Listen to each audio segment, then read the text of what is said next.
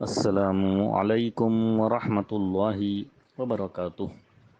سیرت النبی صلی اللہ علیہ وسلم کا جو سلسلہ چل رہا تھا اس کا اگلا حصہ پیش خدمت ہے۔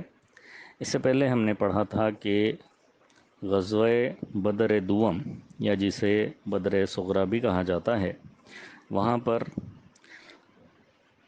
جیسا کہ ابو سفیان نے وعدہ کیا تھا کہ ہم آئیں گے اور ایک بڑی جنگ کریں گے، تو اس وعدے کے مطابق مسلمان تو جنگ کے لیے اپنے مقام پر میدان بدر پہنچ گئے تھے، لیکن مشرکین مکہ ابو سفیان کے ساتھ راستے ہی سے پلٹ گئے تھے۔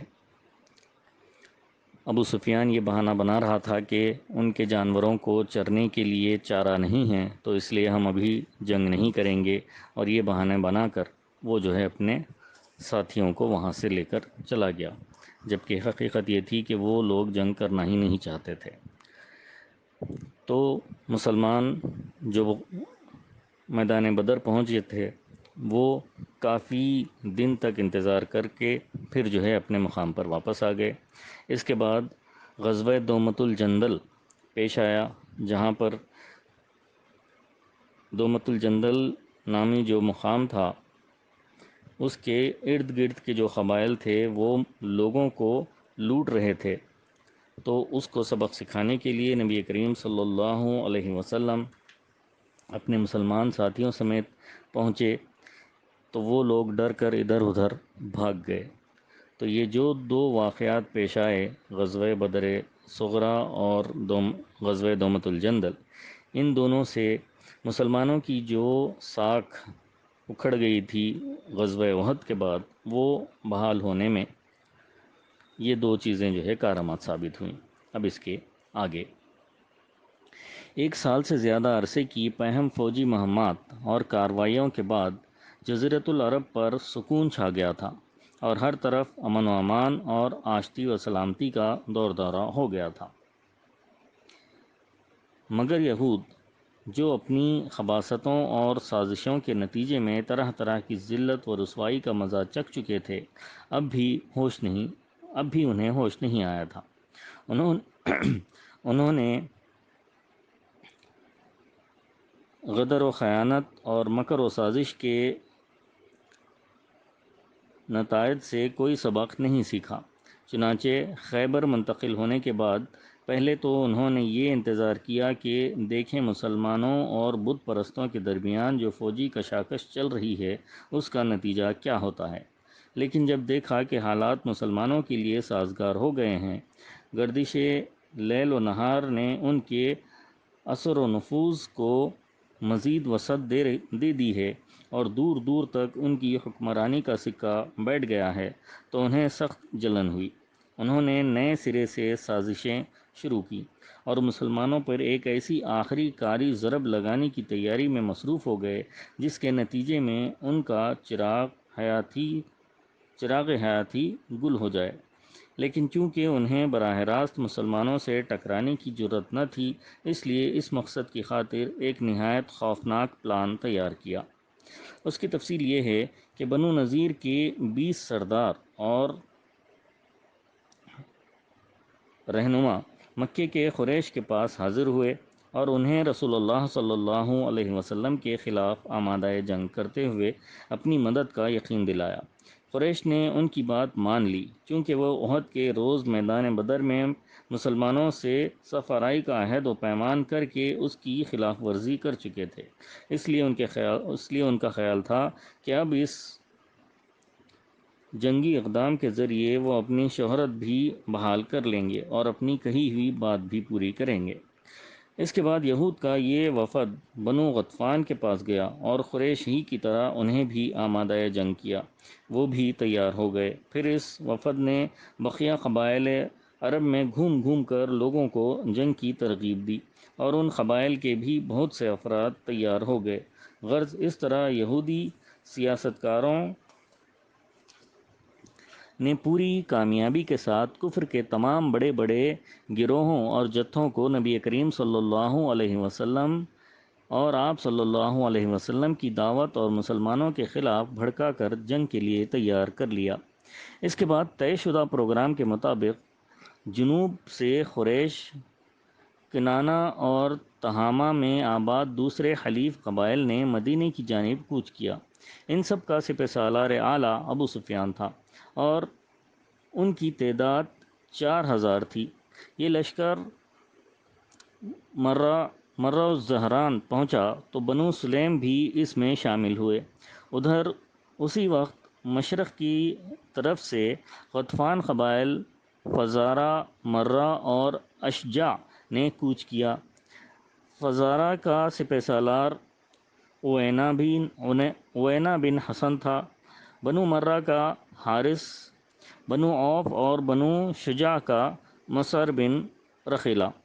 انہی کے ضمن میں بنو اسد اور دیگر قبائل کے بہت سے افراد بھی آئے تھے۔ ان سارے قبائل نے ایک مقررہ وقت اور مقررہ پروگرام کے مطابق مدینے کا رخ کیا تھا، اس لیے چند دن کے اندر اندر مدینے کے پاس 10,000 سپاہ کا ایک زبردست لشکر جمع ہو گیا۔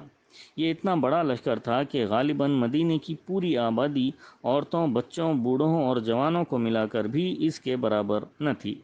اگر حملہ کا یہ ٹھاٹھیں مارتا ہوا سمندر مدینے کے چاروں دیواری تک اچانک پہنچ جاتا تو مسلمانوں کے لیے سخت خطرناک ثابت ہوتا۔ کچھ عجب نہیں کہ ان کی جڑ کٹ جاتی اور ان کا مکمل صفایا ہو جاتا، لیکن مدینے کی قیادت نہایت بیدار اور چوکس قیادت تھی۔ اس کی انگلیاں ہمیشہ حالات کی نبض پر رہتی تھیں اور وہ حالات کا تجزیہ کر کے آنے والے واقعات کا ٹھیک ٹھیک اندازہ بھی لگاتی تھی اور ان سے نمٹنے کے لیے مناسب ترین قدم بھی اٹھاتی تھی۔ چنانچہ کفار کا لشکر عظیم جوں ہی اپنی جگہ سے حرکت میں آیا، مدینہ کے مخبرین نے اپنی قیادت کو اس کی اطلاع فراہم کر دی۔ اطلاع پاتے ہی رسول اللہ صلی اللہ علیہ وسلم نے ہائی کمان کی مجلس شورا منعقد کی اور دفاعی منصوبے پر صلاح مشورہ کیا۔ اہل شورا نے غور و خوض کے بعد سلمان فارسی رضی اللہ عنہ کی ایک تجویز متفقہ طور پر منظور کی۔ یہ تجویز سلمان فارسی رضی اللہ عنہ نے ان لفظوں میں پیش کی تھی کہ اے اللہ کے رسول صلی اللہ علیہ وسلم، فارس میں جب ہمارا محاصرہ کیا جاتا تھا تو ہم اپنے گرد خندق کھود لیتے تھے۔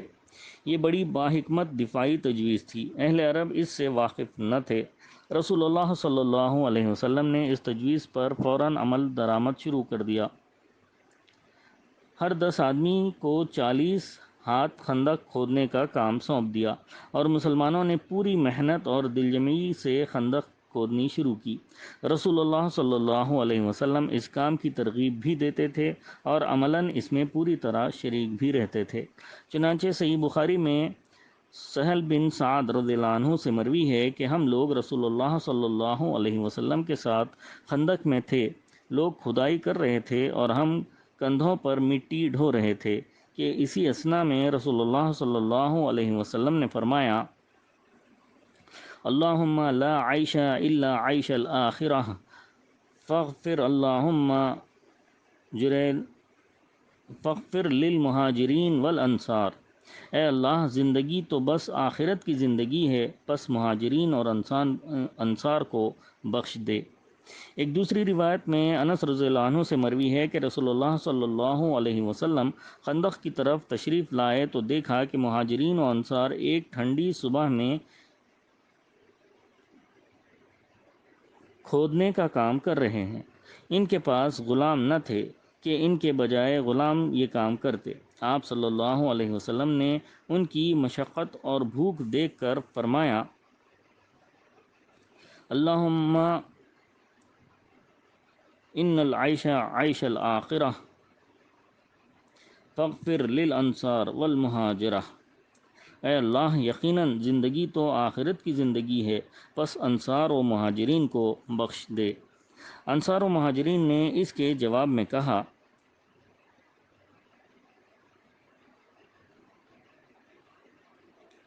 ہم وہ ہیں کہ ہم نے ہمیشہ کے لیے جب تک کہ باقی رہیں محمد صلی اللہ علیہ وسلم سے جہاد پر بیعت کی ہے۔ صحیح بخاری ہی میں ایک روایت برا بن عازب رضی اللہ عنہ سے مروی ہے کہ میں نے رسول اللہ صلی اللہ علیہ وسلم کو دیکھا کہ آپ صلی اللہ علیہ وسلم خندق سے مٹی ڈھو رہے تھے، یہاں تک کہ غبار نے آپ صلی اللہ علیہ وسلم کے شکم کی جلد ڈھانک دی تھی۔ آپ صلی اللہ علیہ وسلم کے بال بہت زیادہ تھے۔ میں نے اسی حالت میں آپ صلی اللہ علیہ وسلم کو عبداللہ بن رواحہ رضی اللہ عنہ کے رضیہ کلمات کہتے ہوئے سنا۔ آپ صلی اللہ علیہ وسلم مٹی ڈھوتے جاتے تھے اور یہ کہتے جاتے تھے، اے اللہ، اگر تو نہ ہوتا تو ہم ہدایت نہ پاتے، نہ صدقہ دیتے، نہ نماز پڑھتے، پس ہم پر سکینت نازل فرما، اور اگر ٹکراؤ ہو جائے تو ہمارے قدم ثابت رکھ۔ انہوں نے ہمارے خلاف لوگوں کو بھڑکایا ہے، اگر انہوں نے کوئی فتنہ چاہا تو ہم ہرگز سر نہیں جھکائیں گے۔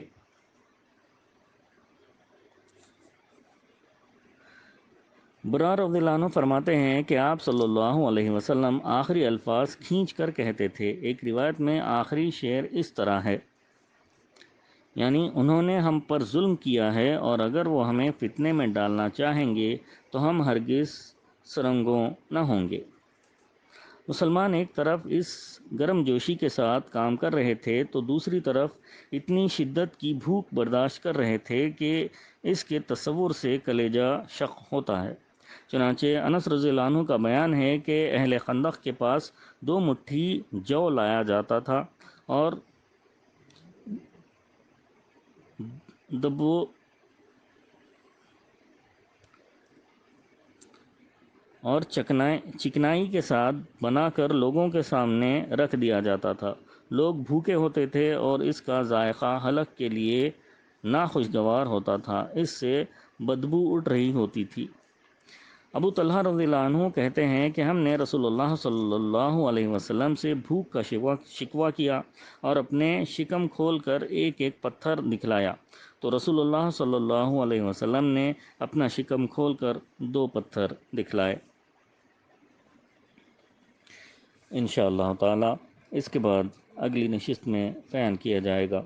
اللہ تعالی ہم سب کو نبی کریم صلی اللہ علیہ وسلم سے جیسی محبت کرنی چاہیے ویسی محبت کرنے والا بنائے، اور نبی کریم صلی اللہ علیہ وسلم کے نقش قدم پر اپنی زندگیوں کو گزارنے والا بنائے۔ آمین ثم آمین، وآخر الدعوانا ان الحمد للہ رب العالمین۔